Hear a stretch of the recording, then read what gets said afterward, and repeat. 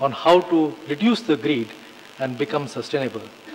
Thus, a powerful processor, of the brain, which can look at all the eventualities, which can look at all the possibilities, can get his desires fulfilled quite easily without physically possessing the objects of desire.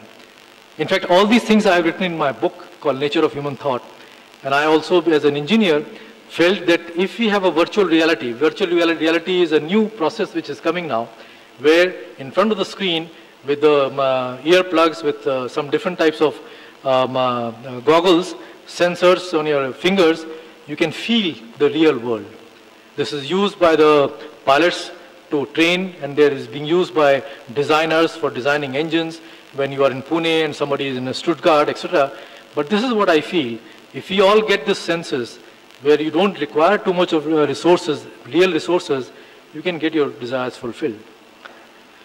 While on the other hand, a weaker brain or a small processor needs to possess a lot more things for fulfillment of desires, and this leads to greed.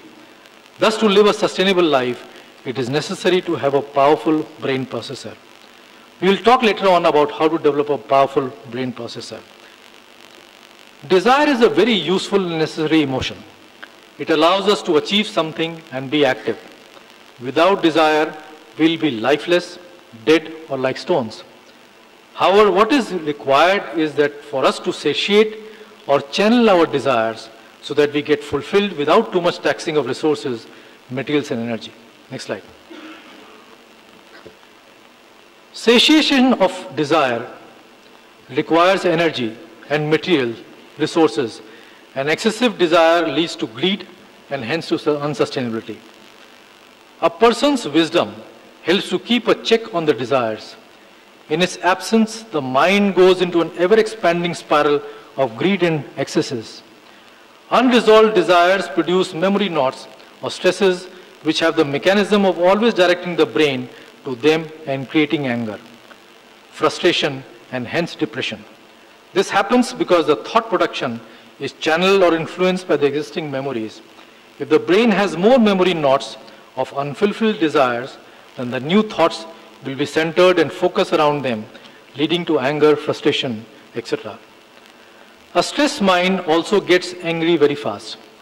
Anger is an emotion which occurs when things don't happen the way we want. Thus, a powerful processor or mind which can coolly and calmly look at and evaluate all the possibilities may have a better conflict and anger resolution than a shallow thinking mind. Thus, insecurity and anger may be related. Next slide. So once the basic philosophy is understood, how do we reduce the greed and achieve happiness? Happiness is a state of mind. We feel happy and enjoy life through our senses and the mind. Brain processes the information from the senses, and our level of happiness is dictated by its processing power. A powerful brain, the processor, which produces deep thought, can therefore extract more information from the sensory signals and give us more happiness, since the mind gets satisfied easily. Besides, it can look at a greater number of eventualities and hence can resolve the issues amicably. A smaller processor obviously needs many more inputs to reach the same level of enjoyment or satisfaction level. Thus, weaker brains need more resources to occupy them, and this leads to greed and unstable lifestyle.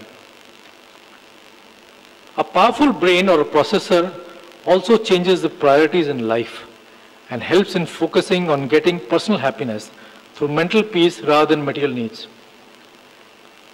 My father went to jail with Mahatma Gandhi. I was not fortunate enough to be born when Gandhiji was alive. I was born much later on. And I'm sure naturally most of you were born like that. But I had the great satisfaction of meeting a lot of my father's friends who were very close to Gandhiji, who worked with Gandhiji. And I always asked them, what was Gandhi like?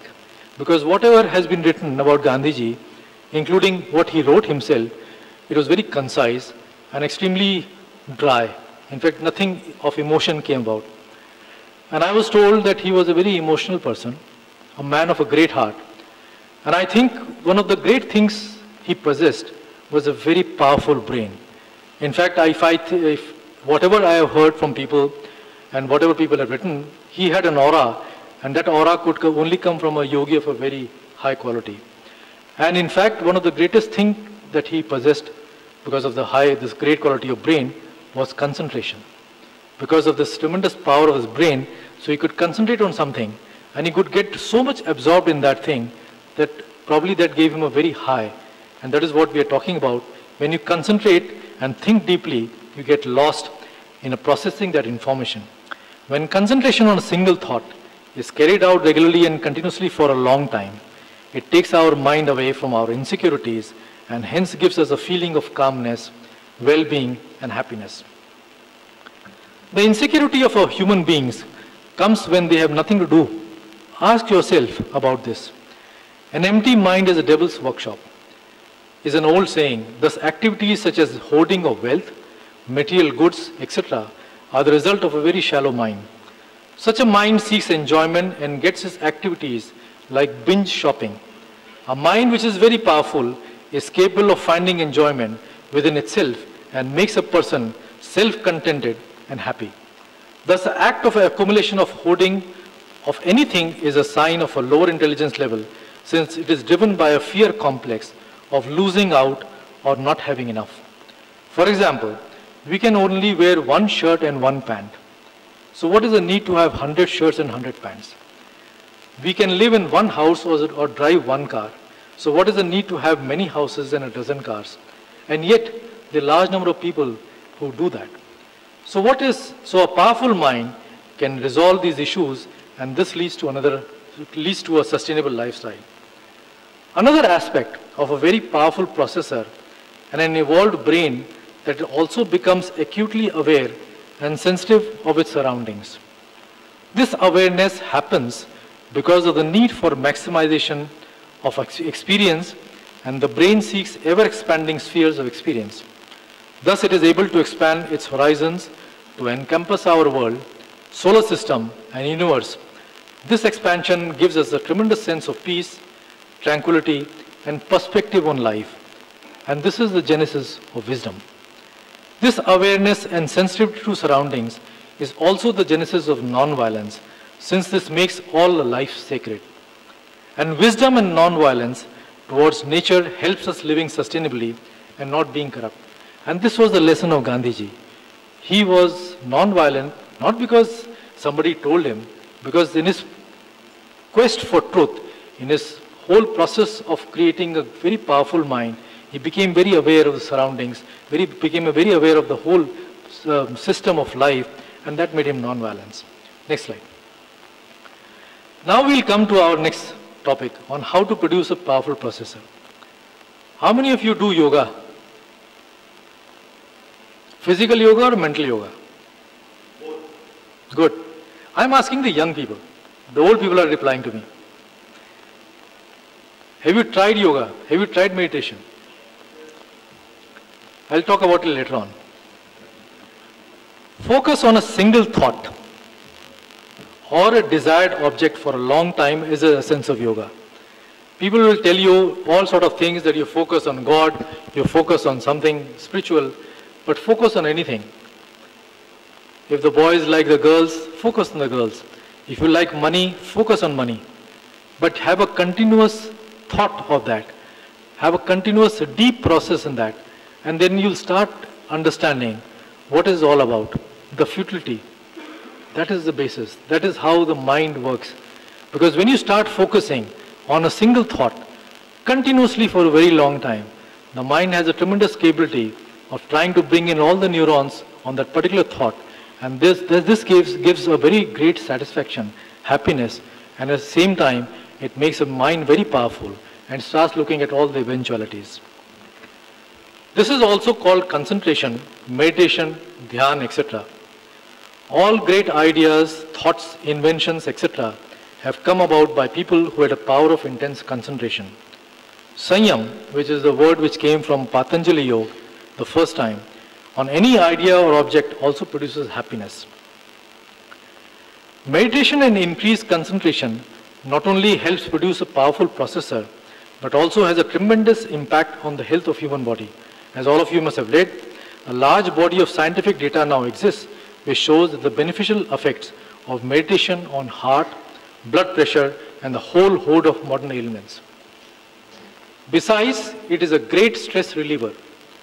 Modern lifestyle produces tremendous conflict, and if you are corrupt, it produces even more conflict. And this mental stress can be helped by the meditation. One is never too old to learn meditation. For us to become a better human being, we should therefore learn to cultivate deep thought and focus. So how do we create the conditions for us to think deeply and produce a powerful brain? Today's society does not put a premium on reading or thinking deeply about something. The whole pace of life, together with information overload from TV, radio, and other electronic media, is creating a new generation of humans with very short time span focus. Deep thought requires energy, application, and will to achieve. Short attention span does not require much effort, and hence it is easy on the mind. However, if we consciously create in our children from the early stage the desire to read, which will help them cultivate the habit of imagination and daydreaming, then there is a chance of creating a society which is more focused and happy. Thus, if children are trained right from kindergarten on how to make their minds powerful and focus on reading, thinking, and contemplation, then we can create a gentler and sustainable society. The small individual step for a corruption-less society therefore starts with the school.